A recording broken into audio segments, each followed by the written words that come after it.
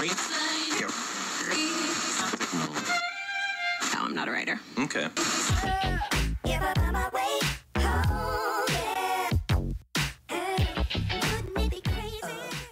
Bonjour, bonsoir, tout dépend de l'ère à laquelle vous allez nous suivre. Bienvenue dans votre rendez-vous de tous les dimanches. Vous êtes bel et bien à l'écoute de votre tranche Parole au juriste que vous avez l'habitude de suivre tous les dimanches à 15h, heure de Paris. Comme toujours, votre émission est présentée par Franklin Lombi et les diffusions en direct sur la chaîne YouTube Parole au juriste tous les dimanches à 15h, heure de Paris, mais aussi en différé sur le site web www.juristude.com. Parole au juriste est l'émission qui vous permet de vous exprimer en tant que juriste ou futur juriste sur un sujet de droit, mais aussi de comprendre ou d'analyser certaines institutions utiles pour un juriste. Pour ne rien louper de tout cela, je vous demande de vous abonner à notre chaîne. N'oubliez surtout pas d'activer la cloche de notification pour ne rien manquer de nos prochaines vidéos. Dans le cadre de ces numéros, nous parlerons de la CPI. La CPI qui est la Cour pénale internationale, une juridiction pénale universelle permanente chargée de juger les personnes accusées de génocide, de crimes contre l'humanité, de crimes d'agression et de crimes de guerre. La Cour pénale internationale siège dans la ville de La Haye, aux Pays-Bas. Depuis sa création en 2002, celle-ci occupe un siège temporaire situé en face du siège de la KPN. En ce qui concerne les rôles de la CPI, la Cour pénale internationale, créée par la Convention de Rome du 17 juillet 1998, est une juridiction permanente destinée à punir les crimes les plus graves contre le droit international humanitaire, lorsque les criminels ne peuvent être jugés dans leur pays. Parole au juriste. Parole au juriste. Avant de passer la parole aux juristes, laissez-moi remercier les intervenants de cette émission. Je vous dis mille merci. Et ceux qui n'ont pas eu le temps d'envoyer leur note vocale, sachez que vous pouvez vous aussi intervenir dans la partie réservée pour les commentaires.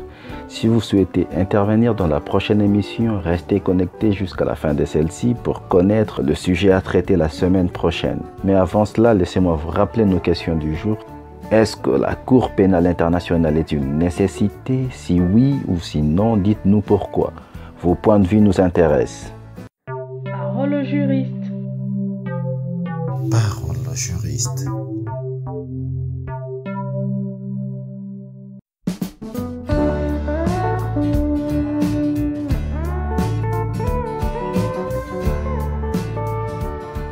Bon après-midi, mesdames et messieurs. Je me nomme Abakar Issa Chaibou, étudiant en 3e année droit privé. Sur la question de la Cour pénale internationale, est-ce une nécessité? Pour moi, la Cour pénale internationale est une nécessité parce que, d'abord, première des choses, la Cour pénale internationale a été créée pour juger les crimes les plus graves dans le monde. Et la deuxième des choses, concernant les États africains, puisque les États africains ou bien les individus en Afrique commettent des crimes les plus graves et les auteurs ne sont pas traduits devant la justice.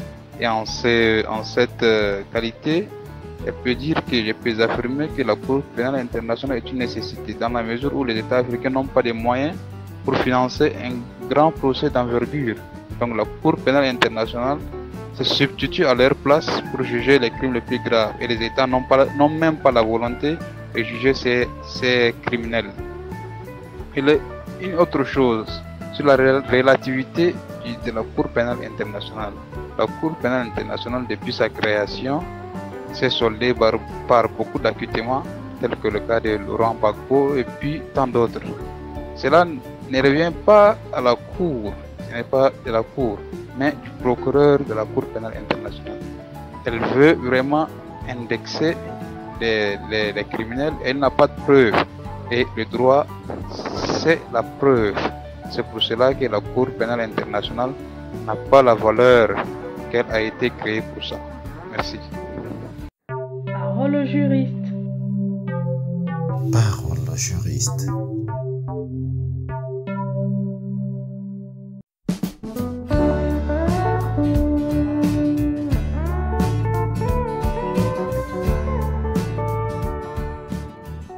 Bonjour, moi je m'appelle Cheikh Mbaye, étudiant à l'université Cheikh Anta Diop de Dakar, Sénégal. La Cour pénale internationale est une juridiction à compétence internationale ayant pour objet de juger les crimes de guerre et crimes contre l'humanité et les crimes de génocide. L'atrocité et la particularité de ces genres d'infractions fait que même au niveau interne, la procédure est spéciale, mais aussi la sanction au fond aussi est spéciale. Par exemple, si je peux donner un exemple, pour les lois pénales plus douces, ces lois pénales plus douces de principe rétroactif au Sénégal, la Constitution du Sénégal prévoit le principe de la rétroactivité de la loi pénale plus douce. Mais s'il s'agit de la loi pénale plus sévère, ces lois ne rétroactivent pas, mais sauf s'il s'agit des crimes de guerre, crimes contre l'humanité et crimes de génocide. La particularité de ces infractions a fait que toujours la procédure est spéciale. C'est pourquoi les États, en voulant plus d'efficacité dans la lutte contre ces genres de pratiques, prévoient une juridiction ayant une compétence internationale pour juger toutes les infractions ayant été commises dans les États membres de la Convention de la CPI. Mais, malgré les bienfaits de cette juridiction, il présente beaucoup de lacunes. Ces lacunes, c'est quoi? C'est premièrement la souveraineté. Les questions de souveraineté sont prédominantes actuellement dans le monde, du fait que la plupart des infractions qui entrent dans le domaine de la compétence de la Cour pénale internationale ne sont pas jugées par cette juridiction. En raison de la souveraineté des États qui refusent souvent d'extrader les personnes bénéficiant d'un asile dans leur territoire. Si on peut citer au Sénégal l'exemple d'Hissène Habré, les faits qui ont été commis dans les années 81 jusqu'à 89 au Tchad par cette personne pourraient être présumés, qu'ils pourraient être poursuivis pour ces genres d'infractions, de crimes de guerre, crimes contre l'humanité, sous réserve de bénéficier d'une présomption d'innocence. Mais cela ne s'est pas passé. Finalement, Hissène Habré a été jugé ici au Sénégal par la Chambre africaine extraordinaire qui nous a valu la modification de notre code de procédure pénale pour intégrer cette juridiction à vocation ad hoc pour juger Hissène Habré, parce que l'État sénégal avait refusé d'extrader Hissène Habré vers la Cour pénale internationale. Mais aussi, il y a une remarque que tout le monde fait et je ne vais pas m'aventurer, je vais tout simplement constater, qui disent que cette Cour pénale internationale ne juge que les Africains. Il y a d'autres faits qui se sont commis dans les autres pays, mais toujours les questions de souveraineté, toujours les présidents bénéficient des asiles politiques dans certains États qui refusent de les extrader vers cette juridiction. Mais c'est une bonne initiative. Peut-être dans l'avenir, ces performances seront améliorées jusqu'à ce qu'on ait un instrument de lutte efficace à ces genres d'infractions, de génocide ou de crimes de guerre. Merci. Parole au juriste. Parole au juriste.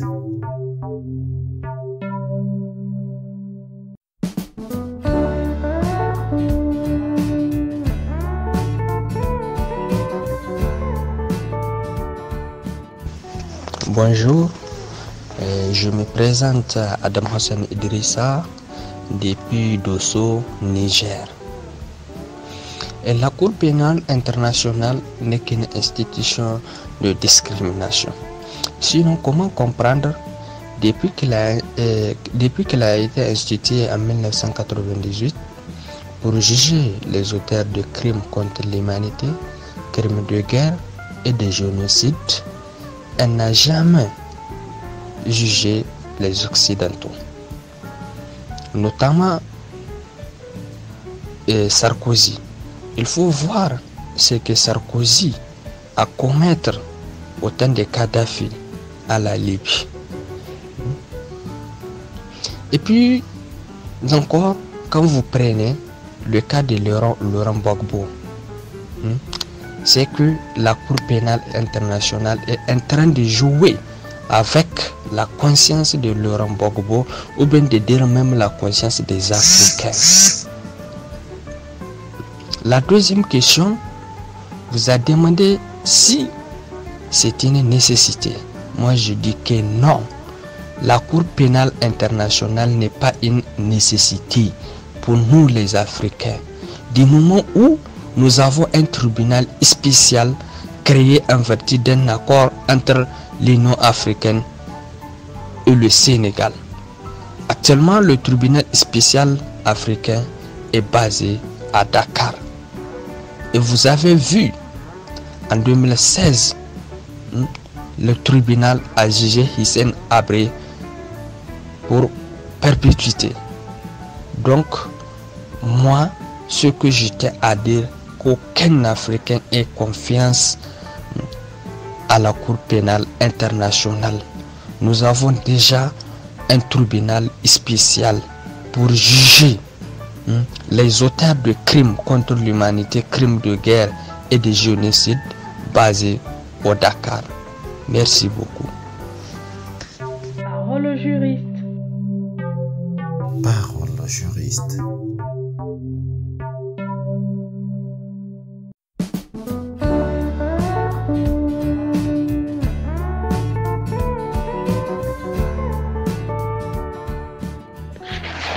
Bonsoir, bonjour chers juristes. Selon vous-même, ça dépend à la GMT que vous êtes. Je suis du nom de famille Goïta et de prénom Salif. Je suis malien et j'ai la nationalité malienne. Bon, à mon point de vue, je vois que la Cour pénale internationale, surtout je prends l'exemple en Afrique, ça va perdre son rôle. Parce qu'on dit que la Cour pénale internationale est là pour juger les gens qui ont commis des crimes et puis les crimes de guerre et puis surtout la génocide. Je prends l'exemple chez nous ici. Et chez nous ici au nord, nous, je peux dire, les djihadistes qui sont là, les Yadagalis qui sont là, c'est-à-dire ils n'ont pas été poursuivis par la Cour pénale internationale. Néanmoins qu'ils sont en train de faire beaucoup de crimes. Et puis le problème de la génocide aussi. Je reviens encore, comme je n'ai pas beaucoup de temps. Donc le temps ne va pas me permettre de parler trop parce qu'on a 3 minutes. Je reviens encore en 2011, après la guerre Laurent Gbagbo et puis Alassane Ouattara. Laurent Gbagbo, la manière dont il a fait des crimes, il a fait la génocide. Si, et puis il y a eu beaucoup de morts aussi. Donc ils ont tué beaucoup de personnes. Donc lui, il ne devrait pas être libéré. Mais de 2011, on voit en 2018 plutôt, 2018 et 2019 là, on voit qu'il a été libéré en 2018. Bon, je vois que ces genres de choses là, finalement, ça va perdre. Ça va vraiment, l'organisation là, vraiment, ça va perdre son sens. Comme ça a été au début de la Seconde Guerre mondiale, avec la faiblesse de la SDN. Vous voyez? Parce que l'association, en tant que l'association est là, s'il n'applique pas, s'il n'applique pas son rôle, s'il ne joue pas son rôle, quoi, les gens vont fatiguer. Finalement, les gens vont se retirer de l'association. Est-ce que c'est une nécessité? Je vois qu'actuellement, je prends l'exemple sur nous les Africains, surtout précisément au Mali. Je vois que la Cour pénale internationale n'a plus de sens et puis n'a plus de nécessité. Parce que je vois qu'il n'a joué aucun rôle. Il n'a joué aucun rôle. Ok, merci. C'était juste de ma présentation. Bonsoir. Parole au juriste. Parole au juriste.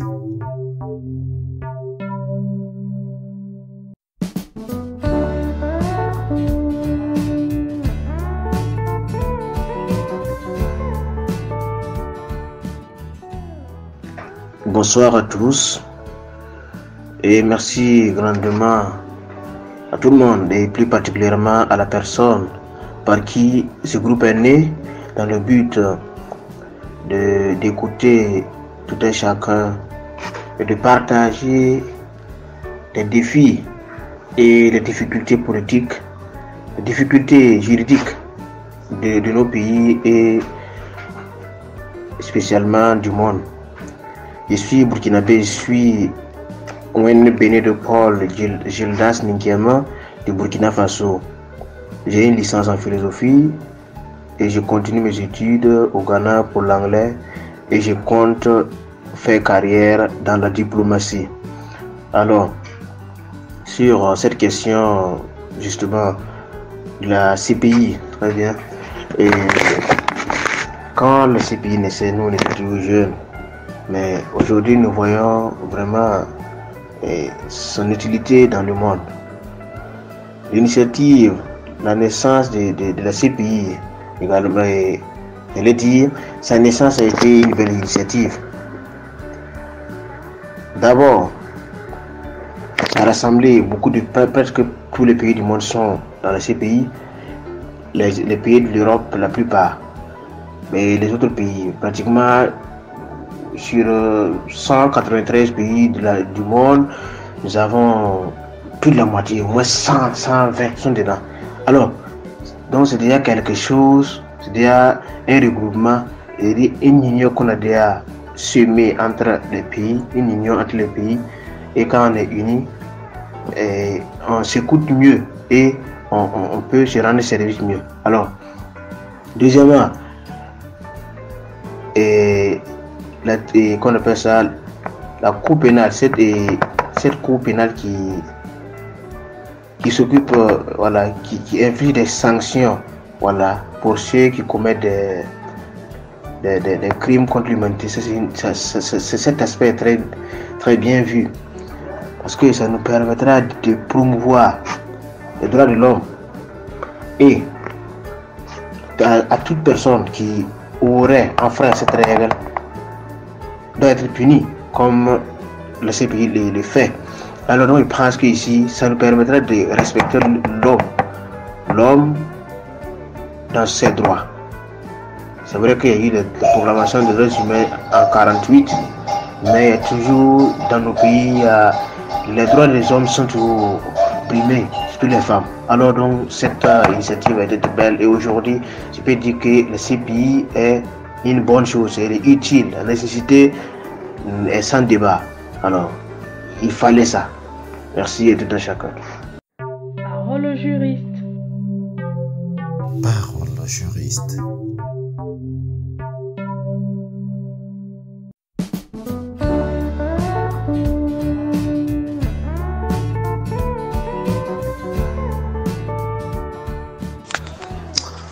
Bonsoir, mesdames et messieurs, mes chers camarades. Je m'appelle Mohamed Dramé, je suis étudiant en droit à l'université Cheikh Anta Diop de Dakar. Alors, avant tout, parce que ça fait longtemps que j'ai vraiment pas eu l'occasion d'y entrer dans l'émission Parole aux juristes, mais avant tout, permettez-moi encore de remercier aux présentateurs de l'émission, y compris à tous ceux qui sont derrière à cette idéologie. Vraiment, nous nous disons mention spéciale à tout un chacun de vous. Aujourd'hui, comme thème, nous avons comme sujet la CPI, Cour pénale internationale. Comme il est de coutume, on va parler de cette cour. Qu'est-ce que nous pensons de cette cour? Nous avons dit que la Cour pénale internationale est une juridiction placée sous l'égide de l'Organisation des Nations Unies. Elle juge les crimes contre l'humanité relatifs à la communauté internationale, comme exemple, crimes de guerre, crimes d'agression, crimes contre l'humanité et crimes de génocide. Mais avant cela aussi, continuons à voir d'abord la naissance de la Cour pénale internationale.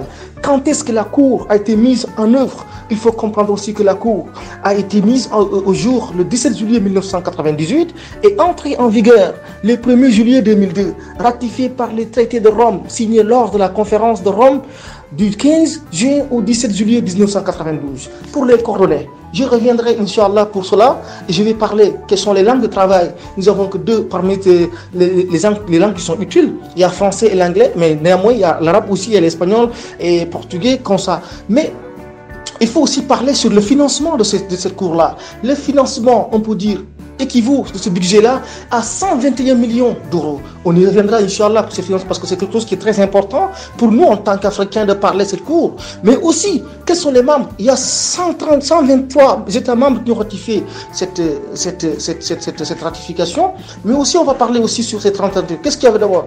Nous avons pensé qu'il y avait 32 États supplémentaires. 32 États.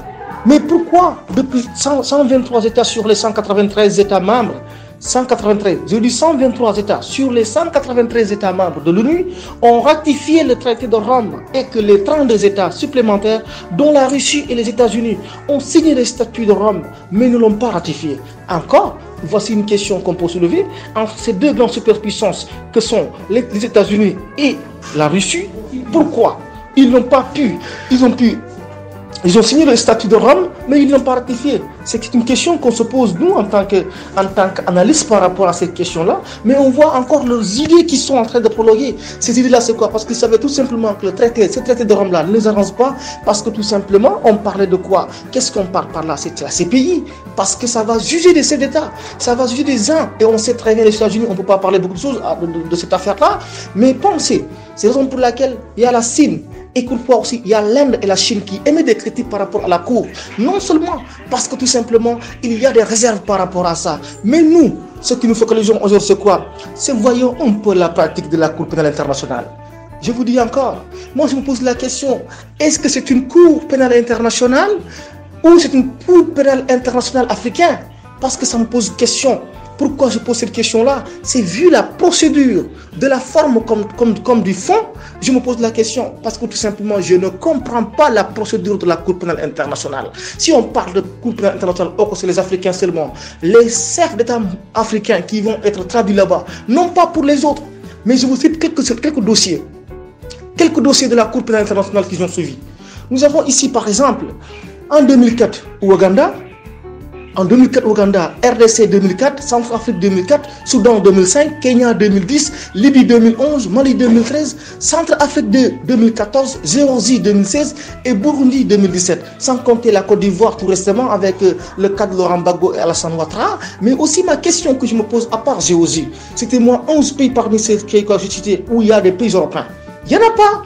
On se pose la question, est-ce que nous sommes dans une Cour pénale internationale ou une Cour pénale internationale africaine? Parce que je ne comprends pas. Parmi ces 11 situations-là, nous avons compris aussi tout simplement.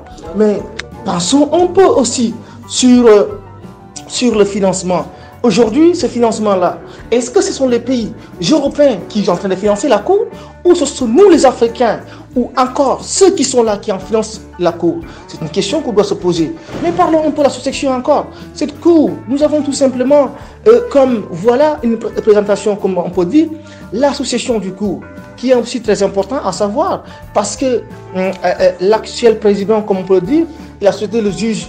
Nous avons aujourd'hui, qu'il faut comprendre seulement, le président de la Cour, l'actuel président de la Cour de ce pays est le juge nigérian, Chil Eboui, aujourd'hui élu en 2018, qui a remplacé qui? Qui a remplacé tout simplement la société à la juge argentine, Silvia Fernandez, de Jurmandi. La procureure et la gambienne Fatou Bensouda, élue le 12 décembre 2011 pour un mandat de 9 ans. Celle-ci ayant remplacé le 15 juin 2012 argentin Luis Moreno Ocampo. Ce procureur-là que je peux parler un peu. Mais puisque le temps ne me permet pas de le dire, je m'arrêterai là parce qu'il y a beaucoup de choses à dire. Mais en tout cas, la Cour, il y a énormément de bavures à dire. Il y a énormément de choses à évoquer. Mais puisque le temps ne me permet pas, l'émission est comptée aussi, puisque je m'excuse, je présente mes excuses par rapport à ce long vocal.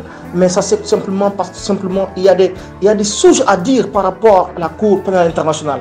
Il y a des réserves, que ce soit dans la forme et dans le fond, il y a tellement de bavures. On doit se poser la question, est-ce que cette Cour mériterait aujourd'hui de réactiver ou encore mettre en œuvre? Vraiment, je remercie à tous chacun. Je me remets encore vraiment, je me répète la présentation chez Mohamed Dramé, étudiant en droit à l'université Cheikh Anta Diop de Dakar. Je salue tous mes confrères nigériens, maliens, ivoiriens, encore gabonais, y compris les Marocains. Je les salue, les Sénégalais aussi. Je les salue, tous ceux qui ont participé à l'émission. Je vous dis au revoir à la prochaine, Inch'Allah. Merci bien. Parole au juriste. Parole au juriste.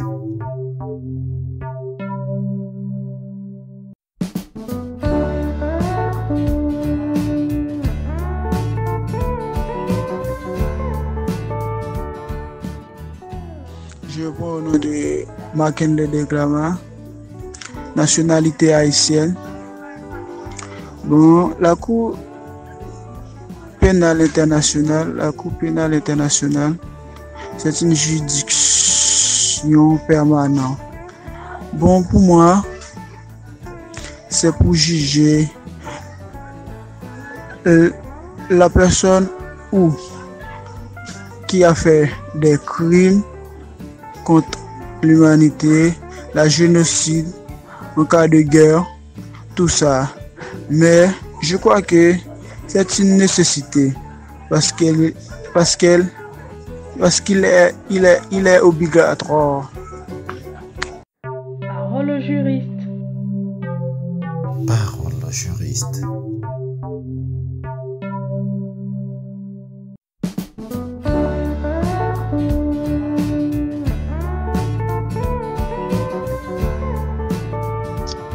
Oui, chers camarades, sur la plateforme, bonsoir.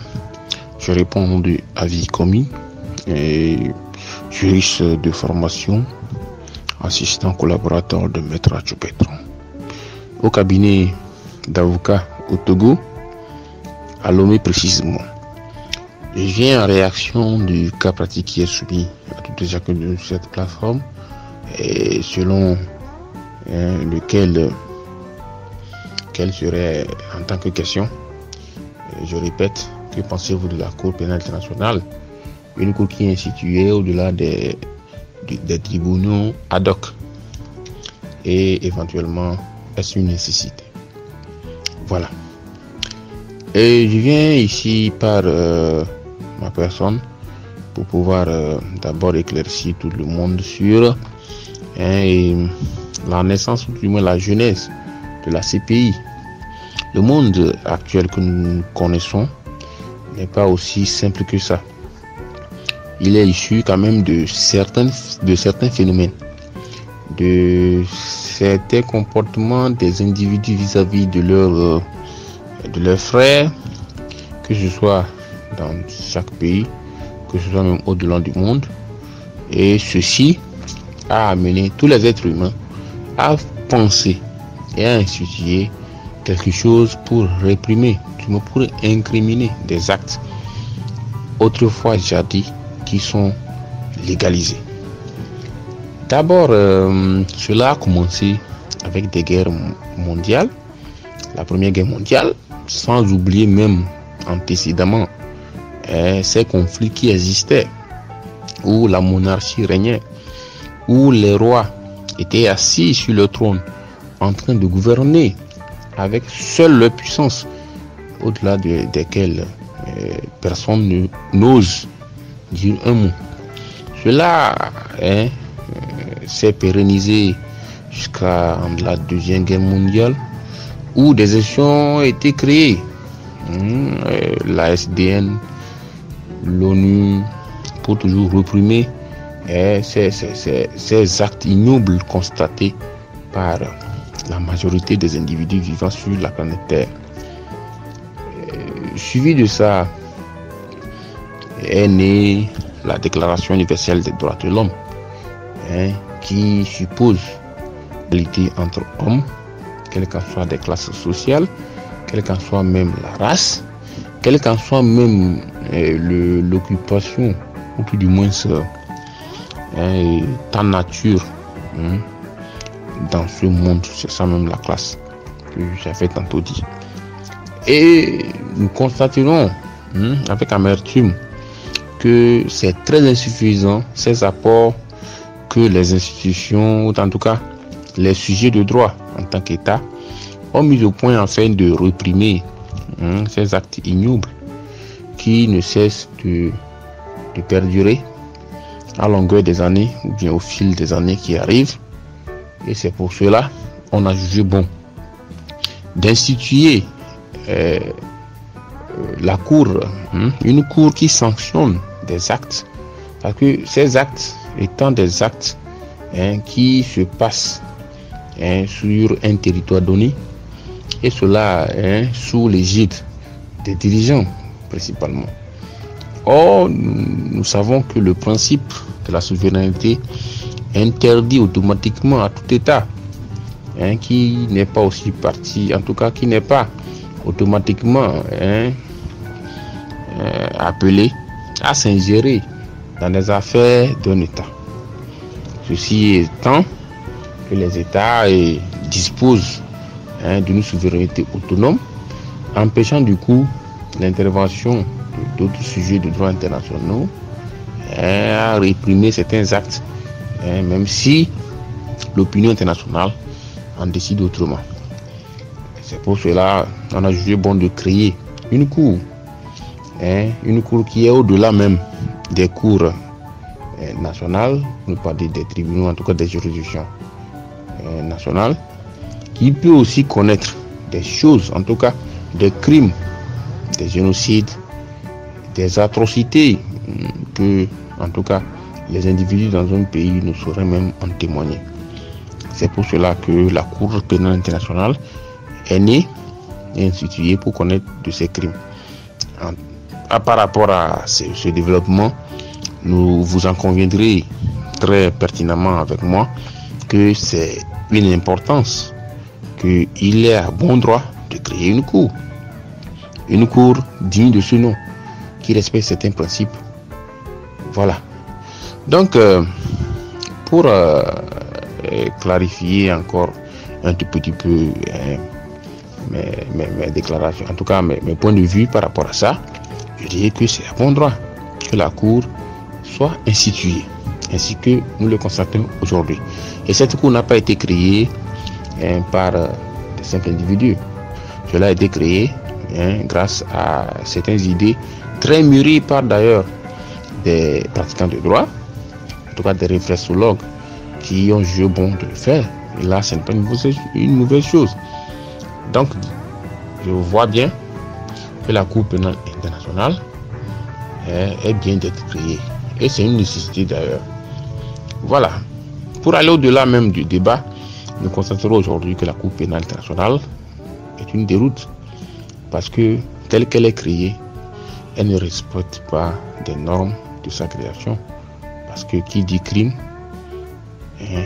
doit rassembler les facteurs, en tout cas la définition du crime. Encore faut-il dire que c'est un génocide.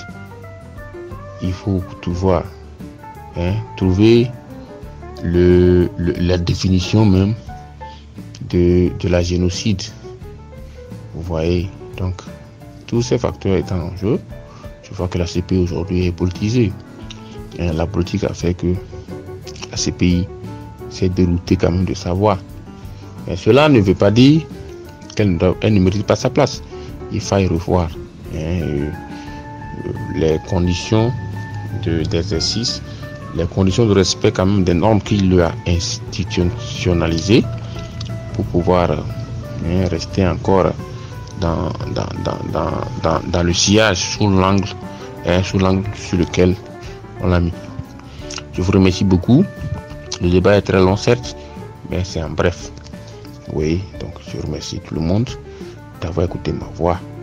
Merci. Parole au juriste.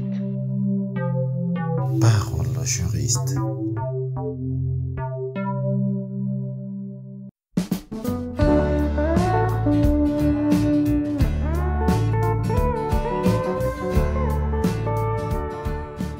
J'espère que ces interventions vous ont plu. J'espère également que vous avez eu une idée générale de ce qui est la CPI, la Cour pénale internationale. Et merci beaucoup à nos intervenants pour leur argumentaire et leur participation. Pour ceux qui veulent participer à la prochaine émission, je vous mets le sujet dans la description de la vidéo. Les conditions restent les mêmes. Déjà, répondre par message vocal audio WhatsApp au numéro +212 617 722 389. Je répète, +212 617 722 389. Le numéro est affiché sur vos écrans. Avant toute réponse, présentez-vous d'abord votre nom, votre pays, ce que vous faites, votre formation. Votre réponse plus la présentation doit être contenue dans une seule note vocale n'excédant pas 3 minutes. Vous avez jusqu'au vendredi prochain à 23h59 pour envoyer votre réponse. C'est sur cette phrase que nous allons clôturer cette émission. Je vous dis à la semaine prochaine. Parole au juriste. Parole au juriste.